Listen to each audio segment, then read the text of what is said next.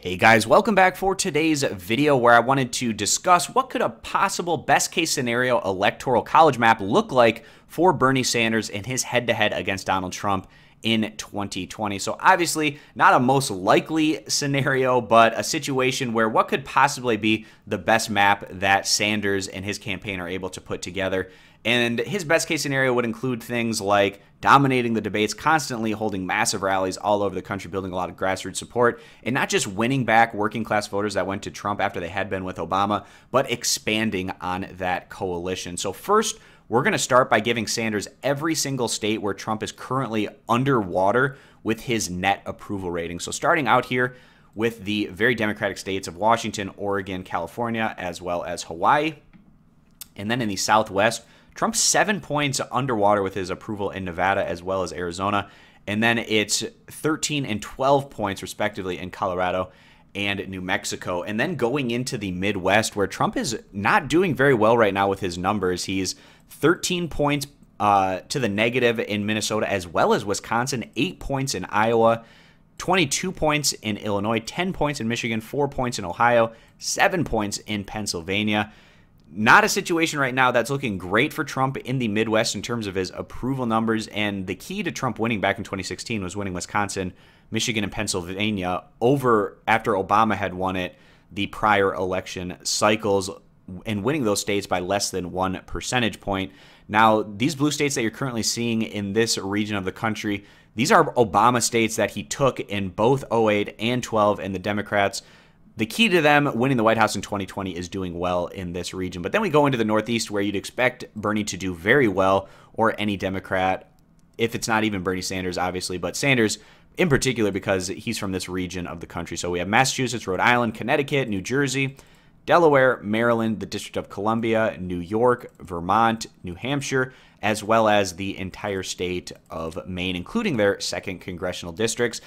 And again, all of these states, Trump is currently underwater with his approval rating going to the negative side. And then the only other states where he's currently to the negative with that approval rating are in Virginia, where he's 6 points under, and then North Carolina as well as Florida, where he's 2 points below with his approval. And now North Carolina and Florida, very toss-up states, going to be quite competitive in 2020, and certainly states that you'd expect a Democrat to win in their best case scenario, that being Bernie Sanders in this instance. So now all of the other states that you see on the map, Trump is at least somewhat above water, and in some cases significantly so. So first we're going to start with all the states where Trump is at least 5 points to the positive with his net approval, and going to be giving those over to him. So that would be Utah, Idaho, Wyoming, North Dakota, South Dakota, Oklahoma, Arkansas, Louisiana, Mississippi, Alabama, South Carolina, Tennessee, Kentucky, and West Virginia. So every other state that you currently see on the map that hasn't been filled in are areas where Trump is between even and 4 points to the positive on his approval, and also states that I think garner a little bit more discussion and a best case scenario between Sanders and Trump and how they might play out. And these are the states that I struggle with most in trying to formulate a situation where Sanders could pick them up, because in general you would expect these particular states to go to the Republican, even if it's not necessarily the strongest Republican candidate, for instance. But just going to be going through, starting out here in the state of Alaska. Bernie, this was one of the best states that he performed in back in 2016 in his head-to-head against Clinton. A lot of love for him there in Alaska and how that particular result played out, but also Trump not doing all that well in Alaska. Out of all the states that you see here that aren't filled in, this is the one where he has the worst approval rating, so it's just 1 point to the positive.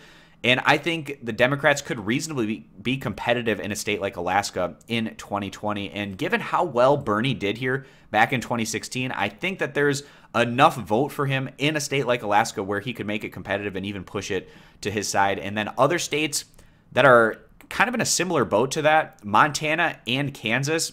But on top of the fact that Bernie did pretty well in this region of the country, obviously back in 2016 against Hillary Clinton, Kansas in particular, the Democrats were just able to win statewide the governor's race there in 2018, and there's been a bit of a shift in Kansas maybe more so than some of these other plain states, over to the Democrats. And a lot of that has to do with the failings of the Republican legislator in the state in years prior. And we take a look, Trump only 2 points above water with his net approval. I think that Bernie could do pretty well in Kansas. He did very well against Clinton there back in 2016. I think he could also do well in his head-to-head against Trump in the state of Kansas. Then also Montana.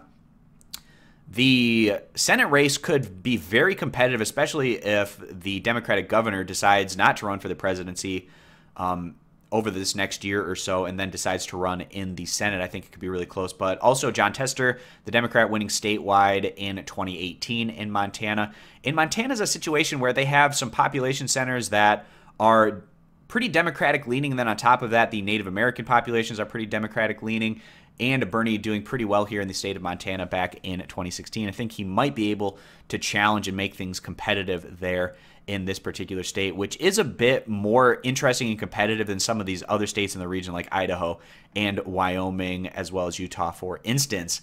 All right, so then we get down to Nebraska, where Trump has a 4-point positive net approval. And Trump did quite well here back in 2016, of course, against Hillary Clinton. And that's the case with actually some of these states that I just gave Bernie Sanders. But I think that he would be able to keep Nebraska minus the 2nd congressional district, which is a very toss-up congressional district.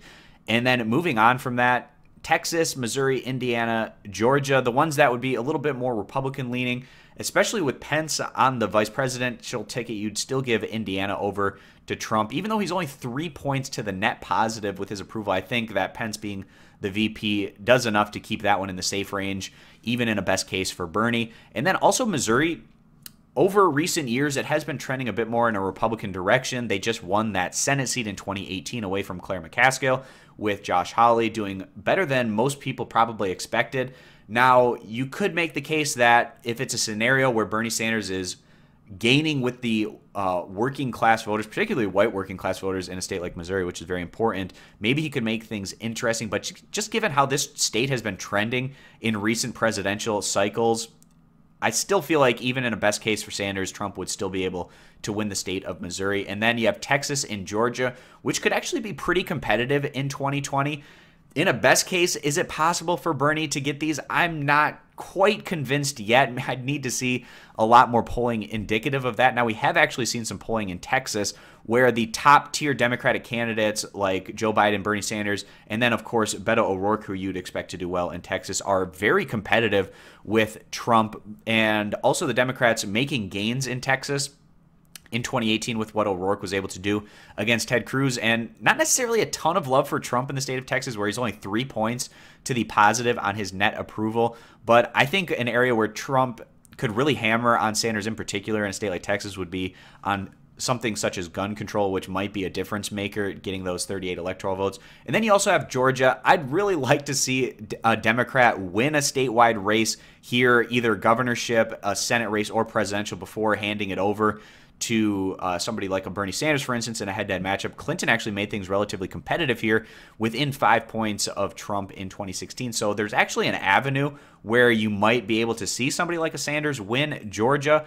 But again, like to see it before completely pushing it over the line for Bernie, even in his best case. Now, maybe he could do enough winning over white working class voters and then adding it to the very strong coalition of African American voters here, as well as the congressional districts in and around the city of Atlanta that have been trending more to the Democrats, means that this state is within that discussion.